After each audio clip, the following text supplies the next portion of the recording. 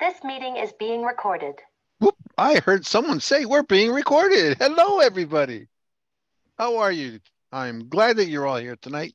I am planning on going over Toastmaster etiquette, in-person meeting Toastmaster etiquette.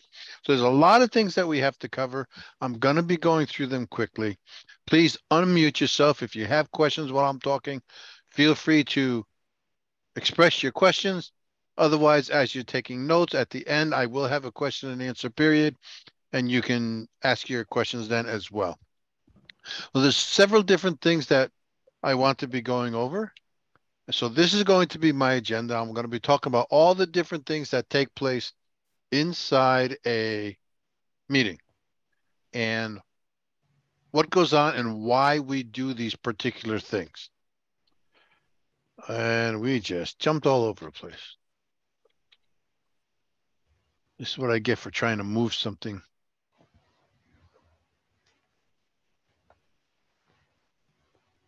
Come on, get out of the way. Ah, there we go. All right, so I'm going to start with silencing the phone. Now, we start every meeting with a sergeant at arms. And that sergeant at arms turns around and he asks everybody in the meeting to turn off their phone and blah, blah, blah. And why do we do this? The whole reason for doing this is because we want to respect the speaker who is up front at the lectern and giving their speech. It doesn't matter whether they're the speaker, they're the table topics answer, they're the evaluator, they're the Toastmaster. When I'm talking in terms of speaker, I'm talking about whoever is talking at the front of the room. So we always want to silence our phone because you don't want those unplanned interruptions that happen. Right?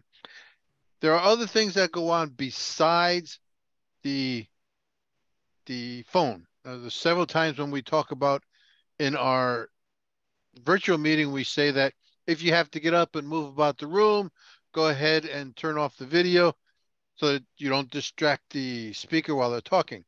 While you're in person, you don't move about the room as somebody is talking.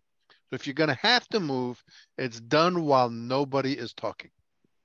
Everybody should be in their seat and they should be given their undivided attention to the person who's talking. Inside the virtual, we want to mute our mics so that conversations that we have in our virtual environment don't interrupt. Inside the room, when you're physically present, you do not want to have sidebar conversations with the person next to you or across the table from you. Everybody should be quiet and listening to that speaker. So I'm trying to point out some of the different things between the regular meeting and the Zoom meeting. I'm hoping this is making sense to you because the next one you're not going to be able to do in Zoom. We handshake. And a lot of people always ask, why do we do these handshakes? What does the handshake mean? In Toastmasters, we shake hands often, not only as a greeting, but also as a way of relinquishing control of the meeting to the next person who's going to be speaking to the audience. Now, there are some things that you want to keep in mind when you're doing this. The speaker, the person that you called upon comes up, you guys shake your hands. But after you shake your hands, you don't want to cross in front of or behind the person who is assuming control because that takes away from their importance.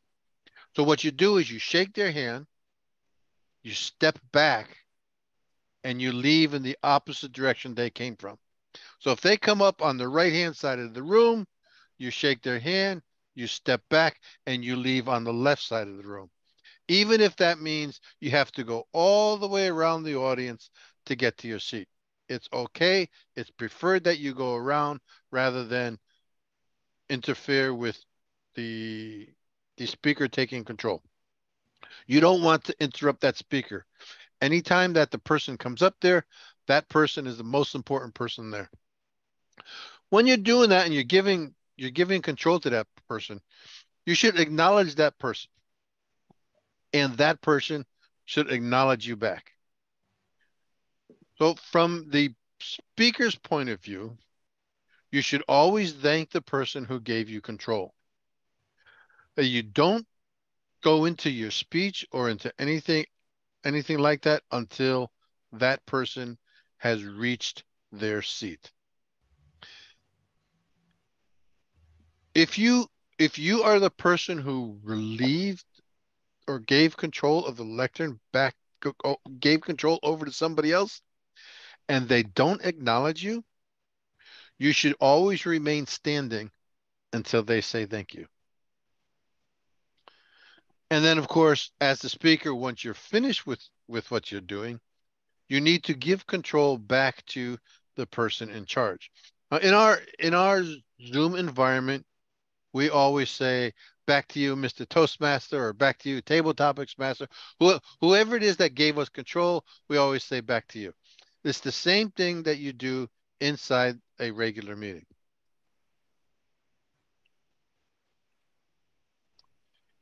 Now, there's a lot of times when we have speech introductions, and in the Zoom world, we put them out there on the agenda, and there's a reason for this. And a lot of people don't understand this. But you as the person who's introducing the speaker, you're supposed to create some sort of credibility and a setup for the speaker at that moment in order for them to have some sort of success. This includes any type of interesting background points in your introduction. If the speaker did not fill out the information on the website for the agenda, then there are some things that you can throw in there in order to make it in order to give that speaker credibility. For instance, you can find out what their designation is. Are they a PM5? Are they a IC3? Are they a DTM? And you can always add that designation after their name. You can announce any office that they're holding. So sometimes if they're coming up, let's say May is going to speak, we can say that our secretary May, or in the beginning of the meeting when we introduce the highest ranking officer, we always say presiding officer. So you can always give the person's office that they're holding. As the more you can personalize your introduction, the more you can warm up the audience to whoever's coming up to speak, the better it's going to be. And you should be as creative with the introductions in order to pique the audience's interest in the topic that they're going to be speaking about. This is usually the speech introduction on the website versus just the title. But if they don't have it there, then you need to come up with some sort of creative way to do it. Our lectern. This is important, and we haven't had any practice on this because we've been virtual for the last 2.5 years. But that lectern, that should never be left unattended. If you're introducing the speaker, after your introduction, you should wait until that speaker actually arrives at the lectern. Then you go through the handshaking motions and everything like that. While the speaker is approaching the lectern, you should always applaud. This is why we clap, right? You should always applaud until they reach the lectern. You should always wait at that lectern until the next person who's going to take control of the lectern arrives at the point where you can hand it over to them. It's considered poor etiquette to simply pass it to the speaker, shake hands, and just walk away without giving any type of nod or any type of acknowledgement. So saying welcome to the lectern or welcome or good luck or something like that is always that encouraged, right? You want to tell that speaker something while they get up there. Why is this? This is because at Toastmasters, we are always trying to encourage people to do things. We're always trying to get them up there. We're always trying to uplift them. We always want them to be in a happy state. because everything that they do is going for their growth. And the more we encourage them, the greater their growth is going to be.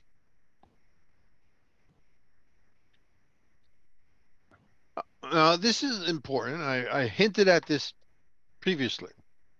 When you relinquish control of the lectern, you never want to cross the path or walk behind the person that you're relinquishing control to. The preferred etiquette suggests that you step back away from the person and then move in the opposite direction of how that person approached the lectern. For this reason, seating arrangements are usually made prior to the meeting.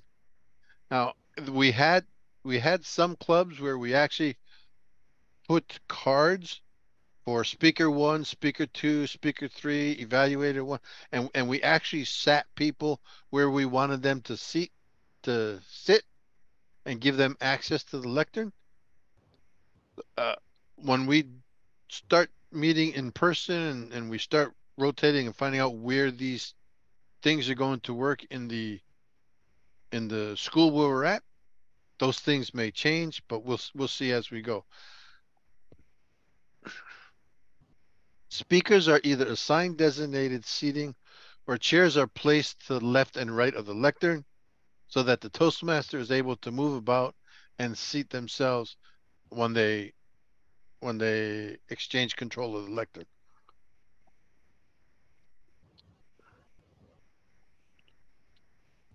Conversations. Oh, everyone should be giving their undivided attention to the speaker. I don't think that my having to tell you we shouldn't have conversations or sidebars would be necessary. But I have been in clubs where people do this. And believe it or not, even a small whisper sort of throws the speaker off because the speaker is looking at your movement while you're facing someone else rather than facing that speaker. So any noise, any distraction or any movement can become a distraction for the speaker, and it's frowned upon. It's not something that we want to be doing.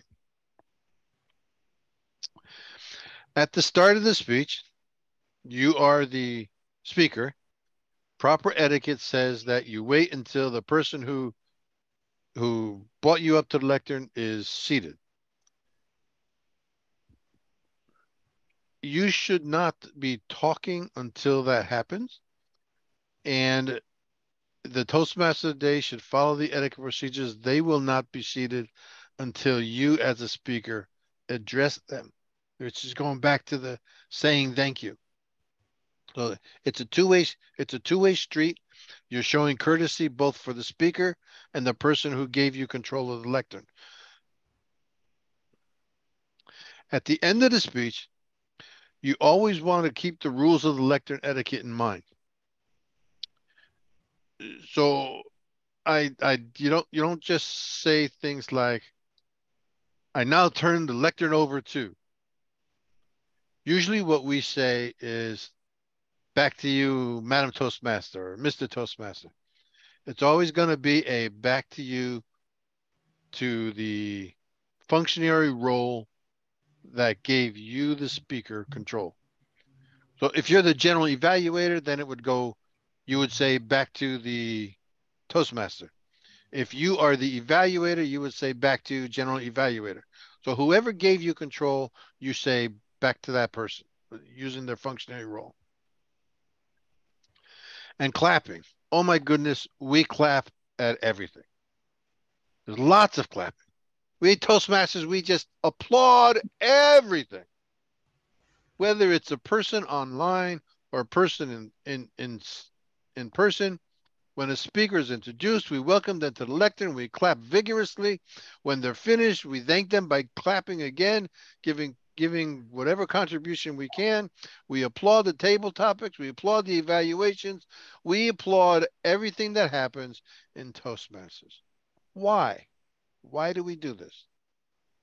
There's several different reasons, and they all have to do with building up a person's need to feel welcomed and feel important. First, we show appreciation. Every single Toastmaster and every single meeting always appreciates the contribution by whoever is up at that lectern, and we show it by giving each speaker a round of applause.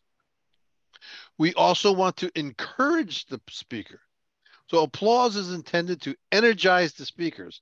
It provides a spark. It provides something that gets them going and makes them feel important so they can move forward in their quest for self-improvement. We also want to give them recognition. Some speakers feel a little anxiety. I can't tell you how many times I see people who walk up there, they look like they're scared, they don't know what they're going to be doing. Right before they approach that lectern, it always the applause always seems to give them the recognition for their achievement, which can ease whatever tension that they're feeling before a word is ever spoken. I always tell them, or I always try to encourage people to take a deep breath, but the applause that you give them works the same as them taking a deep breath. One of the things for clapping is the recognition of a transition.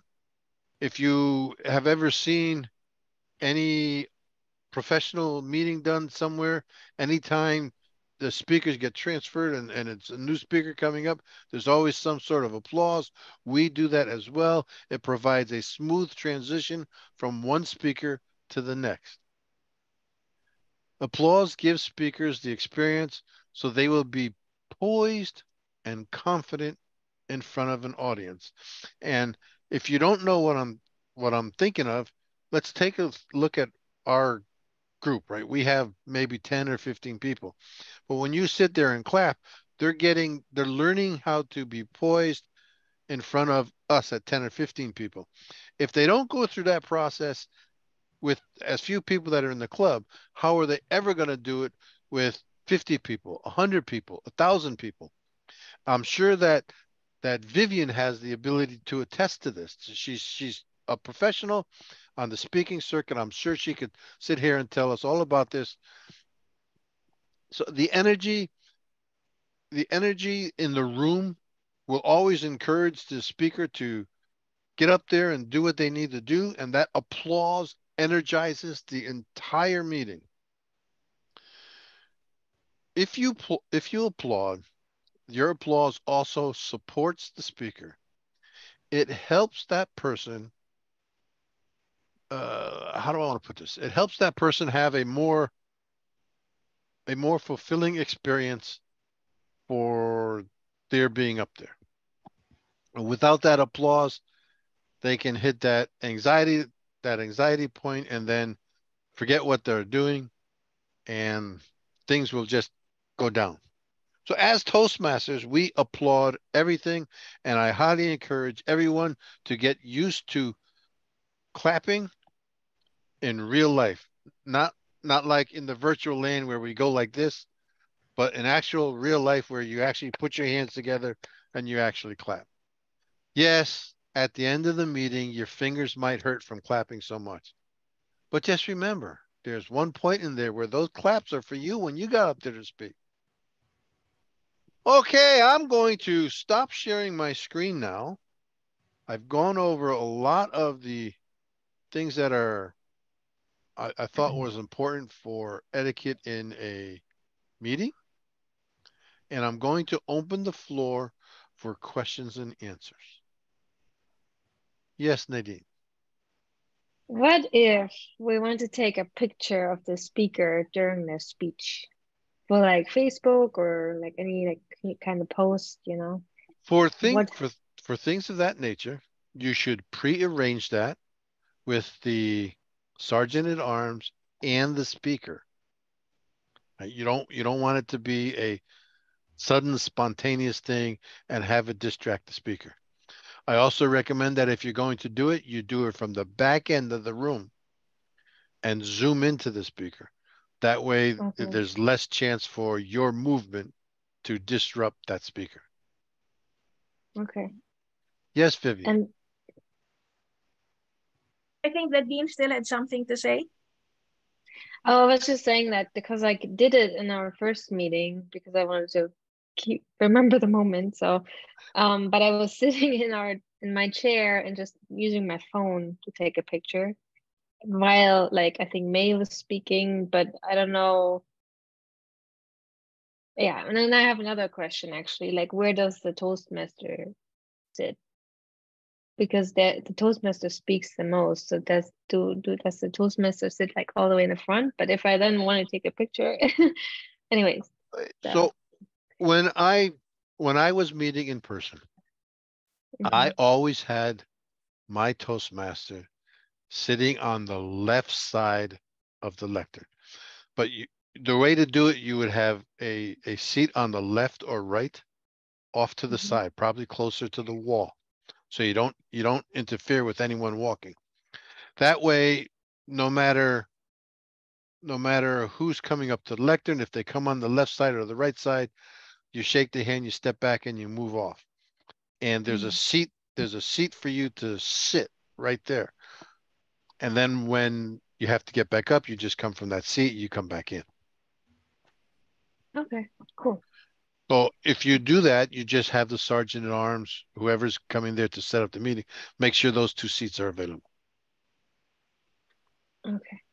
Likewise, the general evaluator, because the general evaluator waits for the evaluators and then the functionary rows, to report to give their reports. So try to sit up closer to the lectern rather than back, or else we'll be waiting for you to walk up.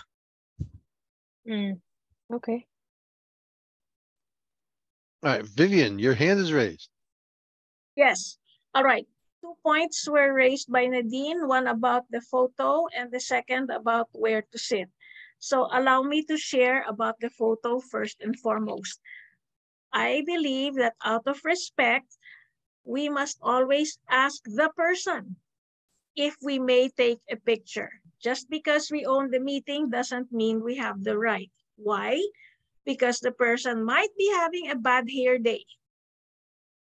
Second, some people have, this is true, they might have some, what do you call this, birthmarks or whatever, and they prefer a left side or a right side. Third is, this is a running joke. Ever since I gained weight, I told people, you can take a picture of me from the front or like this, 3/4 angle, but you will never take a side view because like some people go to the side of the room because I have the perfect shape, meaning round is a perfect shape. I do not want you to take a picture of my vast waistline. So it's a no-no because I'm a media personality, I'm a TV personality, all photos are cleared and you do not want to announce my waistline. So clearly the bottom line is when taking pictures, ask permission out of respect, right?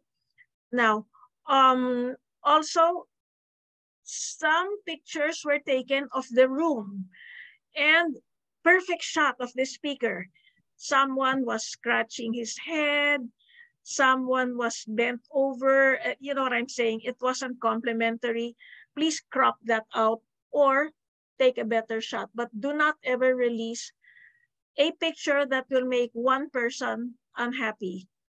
Because like I said, true love doesn't last forever, but YouTube does. And so does Facebook. It's going to be online and you want them to go to your club. You don't want them to hate you and say, oh my God, look what they did to me. And this has happened. And I felt so sorry for the guy because he's nearsighted and he's totally bald.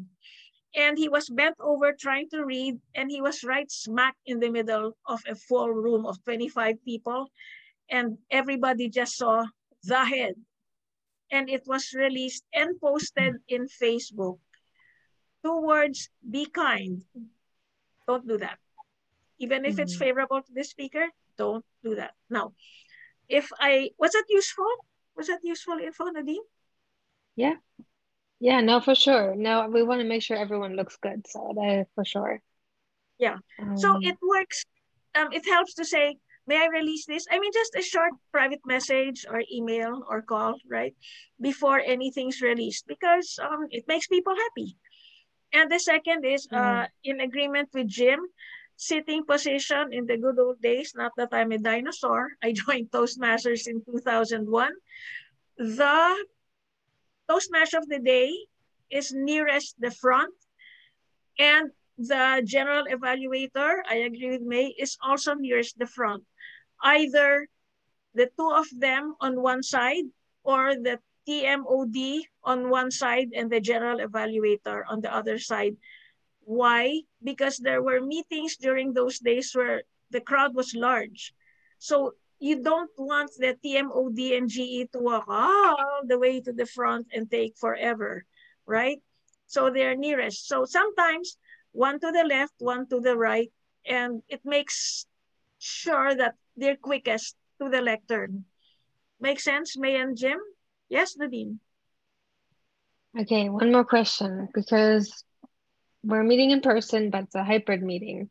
And the way we're setting it up, there's like on the right part, when you like enter the room, the right side has all the technology and there's no way to pass by. So if we actually want to like do the thing of walking to the lectern and letting someone else, like, so you don't interrupt the speaker, whoever's coming up, there's no way to pass by the electronics because it's just cabled and wired and stuff. I can try to set it up differently, but what we did for our first meeting is that basically people would just step back, let the person come through, and then step out. But in order to like, I'm trying to think of how to make that work so that it's kind of like going like a circle that you can walk around the table. Is that a big deal, or could we just leave it like that we step back and let the person come through and then come out? Okay, let me help you, Nadine. I do host events since 1988. Sorry, my age is showing long before some people were born. So this is like in a ballroom or a function room, right? And you don't have all of this left-right stuff. So when you're the MC, let's say MC for now, and the guest comes in, whether left or right, because they do what they want to do when they're from the audience, as soon as you shake their hand, you introduce them, you as the MC, you step back. You step back, allow them to go to the lectern, and then walk to your seat. Okay, I repeat, you shake hands, you introduce, and then point with one hand this way and get them close to the lectern. Take 2 steps or 3 steps back and quietly exit the stage. Was that clear? Yeah, okay, great. That's I think what we've been doing, but that's good to know that we can do that. So Great. thank you. Most welcome. All right. Okay. Any other questions, Michelle? You've never been to one, so this is all new to you. Don't tell me, oh my God, you just threw a whole bunch of rules at me. I'm not coming anymore. Well, I can't guarantee I'll remember all of them. It's okay. Yeah, you'll get practice, right? So the more we go through in-person meetings, the more you'll see it, and the more you'll recognize the different things that are going on. It's not there for you to memorize them and oh my God, someone's gonna come up to you and shoot you if you do something wrong. Hey, just remember riot. Relax. It's only Toastmasters. Nothing's gonna happen. If we get it wrong, the whole world is not gonna collapse, and it's okay. We will move forward. Well, and you know, the clapping thing, the applause, I'm amazed how that does relieve anxiety. I'm really surprised. So that's a good thing. And I can clap. So that would be Good. Love it. Awesome. Vivian, you have your hand raised. Yes, to encourage and inspire Michelle, just think of it this way. Let's pretend it's not Toastmasters. Let's pretend it's not the office. Let's pretend it's a party at home or a dinner, or it's the first time you will introduce somebody to your family, or my favorite topic, or if it's your mother-in-law, right? So when you bring your future mother-in-law or your present mother-in-law to your family and introduce her, when you bring her to the seat at the table, get her seated, always rule of thumb is step back, step back, step back, so that they're the star of the show. So even if it's not for Toastmasters, anytime someone is of importance, get them to in front of you and step back and just nod, gracefully nod. You want to do a nod, Michelle? A nice nod? Yes, go. There you go. One nod. There you go. Yeah, it's great for parties. I'm a party host. So remember when you're not the first to come to a party, like it's a table of a round table of, let's say, 6, and you're the 6th, like, oh my God, they're all looking at me. And so the host says, oh, Michelle, finally you're here. So she brings you to where you should be seated. You get seated and she steps back. There you go. It's great for parties and it makes you look like the star, although you make them feel they're the star. That's the secret of how to be a perfect host. Socials and work-wise. Works. Promise. And also we're here to help everybody. So if you kind of recognize the person's kind of doesn't remember what to do, help that person. So, so we're not by ourselves. Like Jim says, we're not alone. So, So if you want to help them, applaud. I know. So Michelle, you did mention that you can applaud and you can help relieve anxiety. I like to think that we don't have that problem in this club, but I know we do. And believe it or not, the reason we have it is because we're strangers.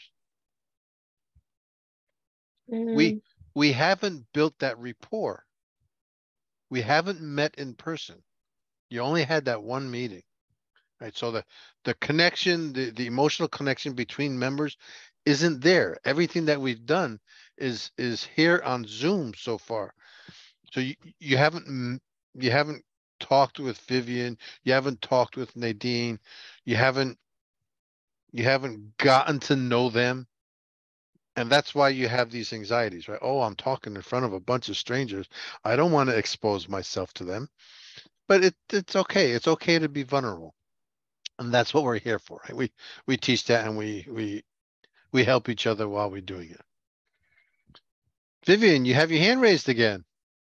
Well, yeah, I'm trying to help people understand candid conversations like this are what life's all about. Remember, Michelle? Absolutely. Life's not a prepared speech. And that's my favorite slogan. Life is not a prepared speech. Let's have more conversations. Now, what I'm trying to tell you now is, if you remember the good old days of radio at home, radio, people here in the Zoom room, were you ever listening to radio while driving to work in the morning or driving back home? Didn't you have the time where you felt like you were best buddies with the MC, with the disc jock, and occasionally when cell phones came, you would call in. There was a bond. Now, Michelle, I'm with TV, teleradio, and radio. I want to inspire people. What are you talking about? In person is good, but Toastmasters is global. There's an entire planet where you can attend any meeting around the world. You are lucky that you're young enough to enjoy Zoom with camera. I'm 71, Michelle. All we had then was radio. But we were able to, I don't want to explain, establish rapport, Jim. A lot of people who speak English still don't understand establish rapport.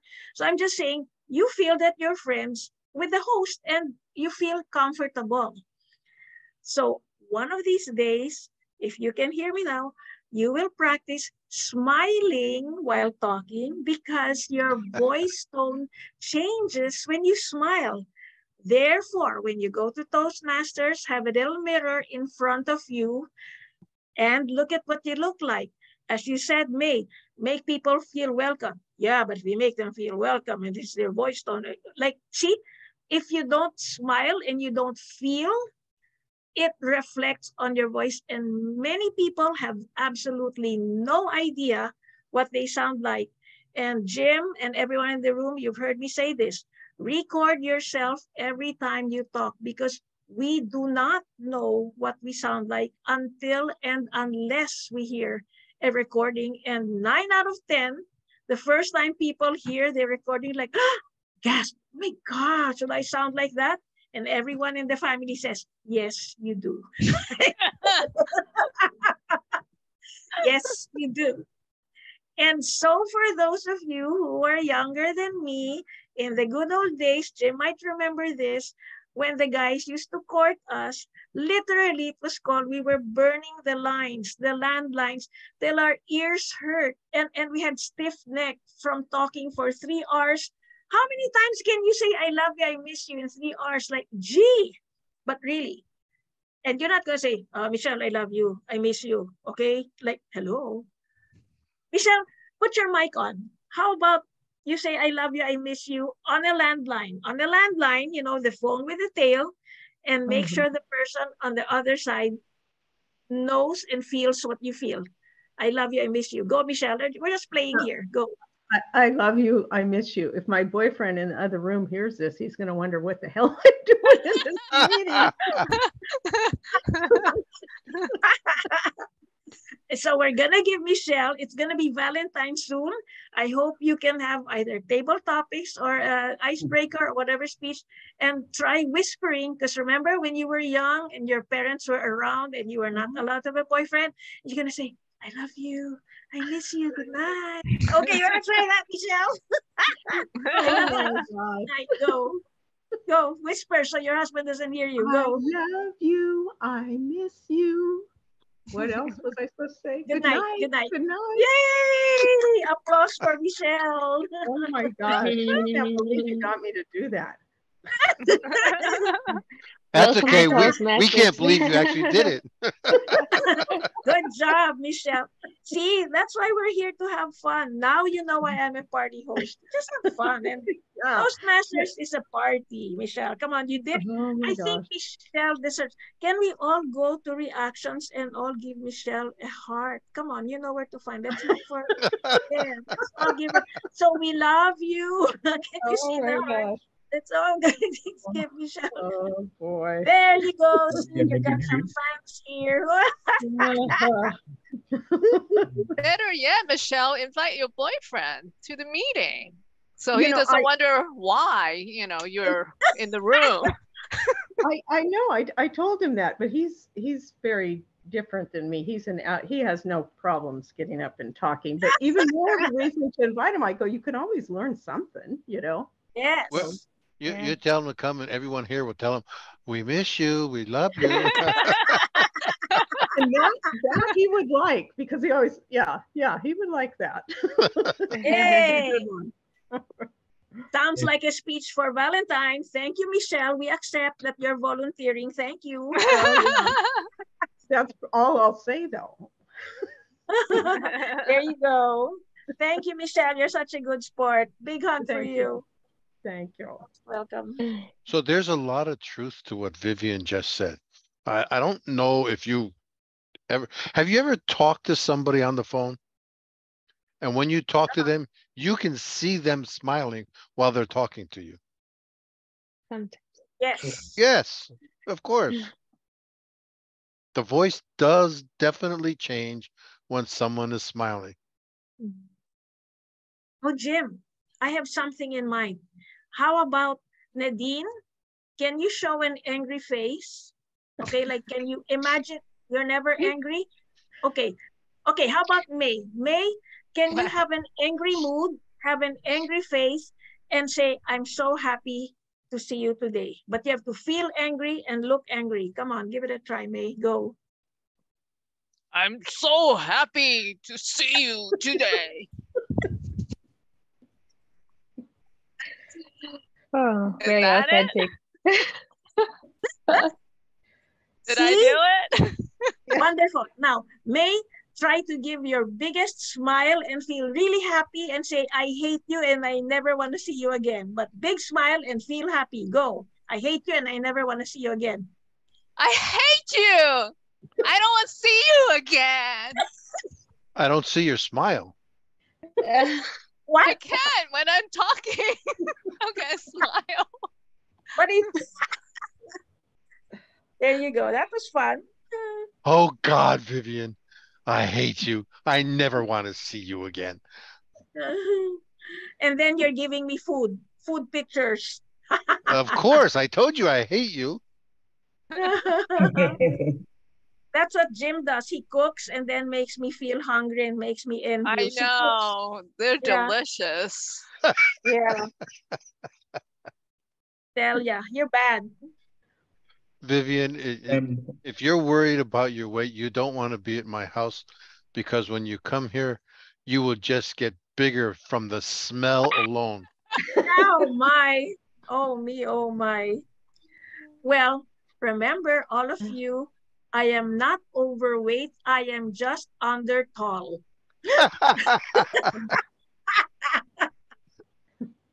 Garfield, there you go. My favorite doll, Garfield. Right? Garfield. As And long as Reggie's, you're what, May?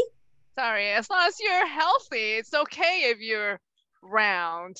It She's shouldn't not even matter round. as long as you're healthy. But May and okay, words of wisdom from May and from Nadine, who's very good with numbers, statistics, and all of these things online. Remember, I have the perfect shape. Round is a perfect shape. So do you speak English? I am round. Therefore, I have the perfect shape. So there. Okay. Yeah. Sound good, Nadine? Yeah, Did I sounds justify? good. Well, Also, you I know, don't think you're round. Vivian, you're not the only one that's round. Mhm. I got this elephant growing here. It's currently on a 15-year gestation period. Oh my, oh my, oh my. Oh, we're going to also challenge Jim to, Michelle, you gotta see this, to give a speech and flash on the screen where he had the most sexy bodybuilder, weightlifter, or whatever it was, body a couple of years ago, many couples of many years ago. Jim, come on, give that speech and save it, right? Give that speech and inspire all of us. I don't know if I have that picture anymore. Oh, yes, you do. It's there. Uh-oh. Don't erase it, Jim. Now let's ask Reggie. Reggie, are you horrified that you're here? Or are you going to happy that I'm say here. something? What? I'm happy that I'm here. Okay. So what did you learn? Which of our crazy habits are you going to do as soon as you get home? Choose one. The crazy habits, laughing. Laughing.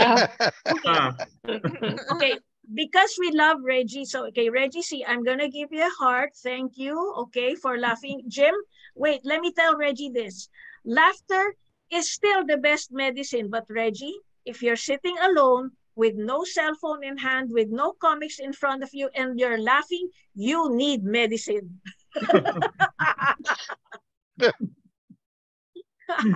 Well, he can be laughing at himself. Dangerous. I can laugh at myself. Danger. Jim, you found your picture. I know you did. Yeah, show us, Jim, your picture. Well, I found a different picture. Oh. Yeah, so let me. Cheating. I like the one. May, you saw that, remember? The bodybuilder. Yeah, but I don't really remember what it looks like. Very impressive. I don't know if you can see this. Was it from the army? We'll try that. No, this is before then. Hmm. I don't know. Can you see? see See the incredible Hulk. Nice. Oh, wow. Not talking, Jim. Nice. Jim? That Nice, was a long nice. time ago. Wow. Yeah. That was definitely a long time ago. Okay, so Jim, you can deliver this with a song while you're gonna do. Oh, Jim, hey, come on, let's applaud Jim. Let's all applaud Jim to encourage him. While he's gonna do that, in a speech with those poses, and I'm gonna sing in the background, the long and winding road. And this is what got me where I am today. Ooh, oh my Oh, God. yum, yum. I would always choose that over. Really nice. Mhm. Don't Oh tempt my, us. Jim. You're bad. Don't tempt. Can I Right. change topic for a second? Can I You're ask getting something? hungry. Okay, go. Yes. No. I We've I wanted plunged to the, ask for this humorous speech competition thing. I know, like, Jim and Vivian, you guys are masters at this. How to like do a humorous speech? I know it's a little off topic, but because since we're so laughing so much and like I want to just know like a 2-minute pep talk on how to start writing a speech like that. That's humorous. Okay, I'll answer this very quickly. This is being recorded. You play it over and over again, and you'll say, good evening, good morning, good afternoon, whatever it may be. You look at them and say, let me teach you the only way, the proper way, the interplanetary way to deliver a humorous speech. And you talk about everything that went on in this meeting with a straight face, and you will never laugh. The audience may be rolling in laughter. You're going to talk about Jim, my pose, my undertone. You're going to say everything wacky we said, and that's going to be your speech because you're going to keep a straight face no matter how much laughter you're hearing. And as soon as you say, back to you, Toastmaster, then you laugh at them. That's the joke there. That's how comedy works. Look at Nadine. She's so serious. Nadine, can we I just know. go there? I'm German. My humor is very dry or not existent. So you sound like you're from England. yeah, Yes. maybe. I mean, that's very close to Germany, closer than the US, but Oh, I know. Jim, I know. This might not be allowed in Toastmasters, but we can ask permission. We talk about group hugs, group applause. Maybe for Nadine, we can have group tickles. Then group tickles. Yes, that's good for a start. Pickles and sauerkraut. Oh, good title. Okay. That you know what? That actually is a good title. Pickles Yeah. and sauerkraut. Pickles and sauerkraut. No. Tickles, my dear, not pickles, tickles. Tickles. Nadine, were Yeah. you never a 5-year-old? Didn't you ever laugh at everything and anything? Were you born old? Yeah, I came out. I'm going backwards. I grow younger. Reggie, how do you make Nadine laugh? Come on, Reggie. Any advice? Laugh? I have no idea. I can laugh, and when I hear humor, I can laugh. Then I can. Yeah, but your sense of humor is different than hers. That's correct. But how do we find something that is because the issue also with humorous speech is everyone has a different sense of humor, like you said, and what is funny to me is not funny to the other people. And some people like slapstick, some people like dirty jokes, some people like I don't know. So when we do the humorous speech for the contest, oh God, I don't even know how to make it funny because I don't know. Like, do you just make it funny whatever you think is funny? Yeah, if you're gonna have a hard time doing it, then maybe you should start with things like double entendres, and then work your way up from there. What is that?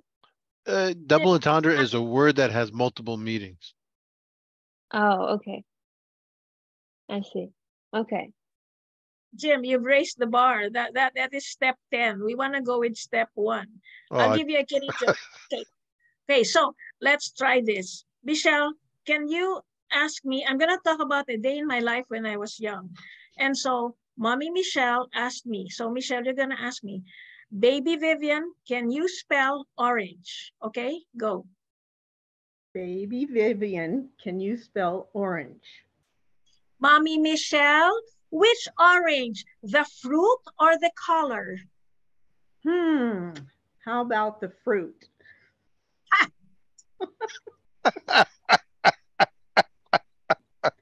Did you want me to say they were the same? That's the whole point, right? Because the kid thought, see, obviously the kid didn't know how to spell. They thought one was right and one was wrong. Or how about mommy. Okay, I love kiddie jokes. Nadine, here goes. Mommy, Nadine, today the questions in school were so easy. So you're gonna say, so finally you got 100. Go. So that's your role. Mommy, Nadine, today the questions in school, oh, they were so easy. Ah, so finally you got 100? No, mommy, no. Say why no, mommy. Say why. Why? Mommy, I told you the questions were easy, but the answers were so hard. Oh. All right. So, okay. So you would kind of like do a conversation of yourself a little bit when you Yes, do a speech. Okay. yes.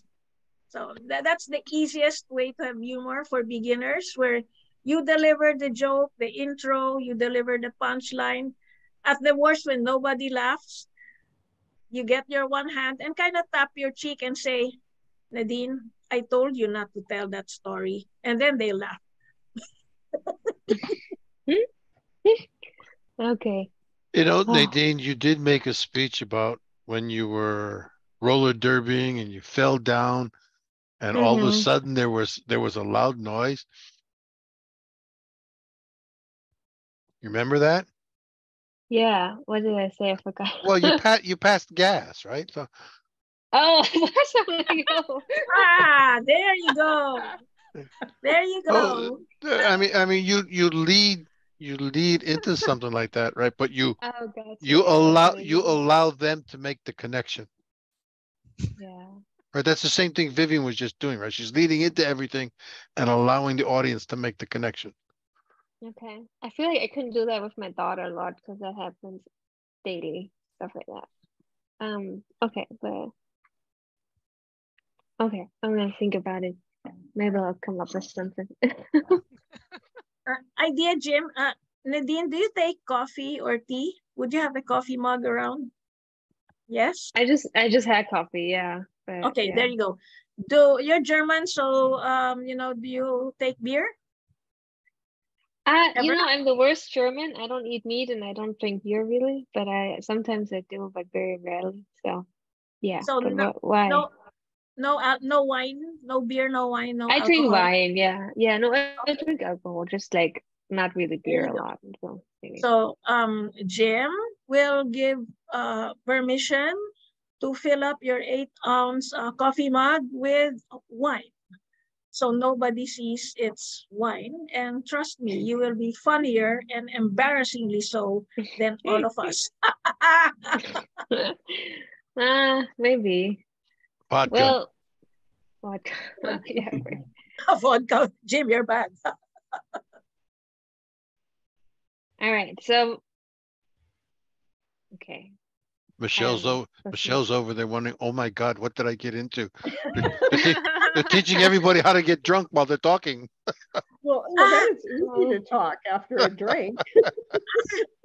I have an idea. Michelle, get your sweetie to come here because he's a social character. Get him to give advice as a non-member. There you go. So, like, what's your problem? Then he gives his, like photo bomb. He's going to do video bomb. Like, just half of him on cam. That's going to be funny. Like, this is what you do, Nadine. There you go. And he leaves. And we all say, who was that? Cameo roll. Boy, we went way off the side of I know. meeting. Yeah. From etiquette to yeah. Etiquette went out the window in this conversation. Oh man, we started very disciplined. So much for the meeting. The meeting after the clapping. meeting became the meeting. Hey, wait! I will segue to that and again do Jim the favor putting it back in order. To wrap up etiquette, there's only one rule that should never be violated in humor. Never hurt anyone's feelings. You saw 5 on the face of someone in Hollywood. Never hurt anyone's feelings. Remember, that's candle. Never. Make fun of yourself. I do that all the time. I make fun of me. That's why you're like, I talk about, I don't know the answer. I don't know how to spell. Notice the pattern, Michelle. It's I'm the one. But I will never say, you don't know how to spell. I'll say, I don't know how to spell. Never, never offend, never hurt feelings. And remember, race, color, creed, size, age, weight, gender. Never, never, never in humor. Never. Just think of all your funny days in your life and laugh about that. But like gym etiquette, I'm a girl, I cannot make jokes about guys. I'm a senior, I should not make jokes about millennials. But I can make jokes about people my age. I can make joke about matrons my age. See, it's about me and my demographics. I cannot make fun of millennials. Yeah, I understand. I woke up this morning thinking about bra sizes. What? What? I woke up this morning thinking about bra size. I wonder what size I need. Jim, but you do know some guys need something like that. You Yes, that's exactly what I'm talking about. Let's not go down that road. Yeah. It would be nice if you bought one and wore it over your shirt and pretend you didn't know. That's funny. That would be funny. Yeah. Remember Wonder Woman? I don't know. Superman, Wonder Woman. What's wrong with these people? They wear their underwear over their clothes. It is so strange. And Reggie says, I want to do it. I want to do it. Okay. I don't want to. Dress up as your favorite superhero with your underwear on the outside. I think the underpants, there's the superhero called underpants. See, Nadine has all the material for a humorous speech. You talk about a planning session. The day we planned my humorous, just use real scenarios, use meetings, use discussions at home, use conversations, and just tweak it. Like this, you talk about how to craft a perfect humorous speech. Then your opening line will be, first you start with the expert talking about etiquette. Eh? Like what? What? You just go down the wrong road, right? And people are gonna laugh. So Jim, will you forgive Nadine if she does that? Oh, do I care? I don't care. Make it as fun as you want. Well, we're not making fun of others. I would basically just twist up all the rules. But no, I'll think about something. I'll come up with something. Look, no matter what happens, don't ever let the facts get in the way of a good story. I mean, for your humorous story, for sure. Yeah. Okay. Just have fun. Cool. Michelle, come on, get your sweetie to come here. I'm sure he has some great advice for all of us. Oh, well, I don't know about that, but I'll see what I can do. Idea for Michelle. It's going to be a voice from outer space. We will hear him, but we'll never see him. Like, who is that, right? And then I am God. Yeah, and when he's talking, you put funny faces like that. See, you put funny faces every time he talks. You put an emoticon. So that's gonna help Nadine, right? Oh boy. All right. All right, I'm gonna stop recording because we've gone way down the wrong road here. Yeah. But it was helpful, Jim, right? Yes, it was. The meeting after the meeting became the meeting. Yeah. All right, so we're gonna stop recording here and bring this to an end.